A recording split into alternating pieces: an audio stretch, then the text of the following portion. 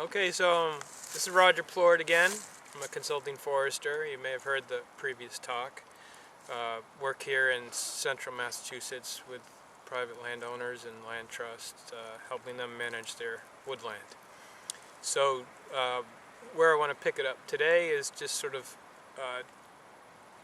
certainly the process of managing your woodlot starts with hiring a consulting forester and developing a forest management plan. But it doesn't mean that you're off the hook in terms of participating in the process. And while everybody has different abilities and inclinations, it is important to realize that sort of the physical participation in the management is key, and it'll affect how you relate to your land. So whatever your abilities, try and find something that you can take on. For one person it might be cutting firewood and running a chainsaw, and for someone else it might be as simple as doing a spring bird survey to try and document presence or absence of different birds on their forest. It can look a lot of different ways, but the key is be involved. My one sort of obsession is invasive plants, and in my work I've done a lot of practices on landowners' properties, and we've spent a lot of federal money to help to try and control invasive plants. And the thing that I've learned is, in spite of all that money and effort that's gone into controlling invasives and getting it to a certain stage, it's a job that's never done, and the success of all that work is greatly increased if the landowner is coming in, following up, doing monitoring, doing the spot treatment and preventing the reestablishment of those species. And it's something that you probably wouldn't be able to pay it wouldn't be a big enough job for somebody to come in and as a contractor, but it's something that you can take on as a landowner and make a huge difference and learn a lot at the same time. Deer hunting is really important, and the reason for that is because there are many places in Massachusetts where the forest has such high deer browse pressure that regeneration is impeded. So keeping deer populations healthy through regulated hunting is a pretty important thing. And for some people that might be the main reason they own their woodlot. Improving bird habitat, there's a lot of things that you can do, from building brush piles to installing nest boxes for owls or bluebirds, even for pollinating, for bees and things like that. Trail creation, I'm always amazed at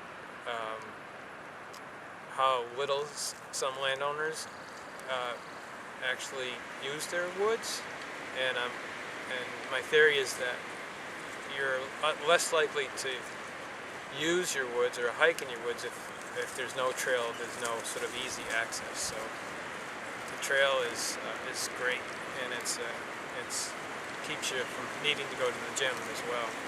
Sort of maybe less physical, but no less important, is to take the time, take the sort of desk time to think about the estate planning aspects of owning woodland and some of those issues that are pretty important to long-term protection of land. Might be contacting your local land trust and finding out what some of the tools and options are available for that. That's pretty important too. A bit of a random list of some things that I've kind of found to be important truths or what have you from the different, from my career, things that I've learned. Some of the things that I've learned are things that aren't always intuitive, and so I just want to share some of those with you. It's a bit of a list, but just brainstorming a little bit here. So the number one, the first thing on the list is to remember that messy is good, and that's a tough one for a lot of people. But the reason it's important is because there's actually a lot of value in having tree brush in the woods. It's important habitat, and it can also control deer browsing, and last but not least, trees are just your compost for the forest. I think one of the biggest issues with logging with landowners is that it looks messy.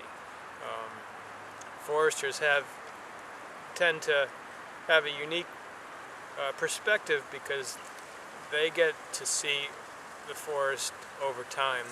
They see it when it's been harvested, and they've seen it when it's had time to heal, and so they have that forward vision of what it's going to look like. And a landowner might not be able to see that far forward, but try to remember that messiness is not the end of the world, and in fact it has a lot of good attributes. We always tend to think that you always have to be doing something on your woodlot, but there's actually situations where doing nothing is the best thing you could be doing. And one example of that is if you have a invasive species problem, to recognize that unfortunately doing any type of harvesting is going to create a worse problem for yourself, and it's important to step back and say, no, deal with the invasives first and have the goal of doing a harvest down the road, but you'll be sorry if you do it the other way around. And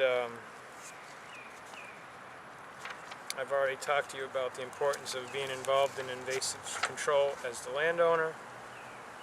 Try not to be afraid of cutting heavy either. On the other extreme, do nothing is important. Sometimes cutting heavy is important too. Clear cuts are not evil. They have a place in creating critical habitat for songbirds, and it doesn't mean that you can just clear cut anywhere and regardless of where it is on the landscape, but it has a place, and it shouldn't be dismissed categorically. And just one more thing is that just underline that diversity is good, and diversity means species diversity, and it means diversity of structure in your forest. It's important to have young trees, old trees, and try not to, through forestry, try not to wipe out that diversity. Try to keep it, work it into whatever you do, and work with it rather than against it.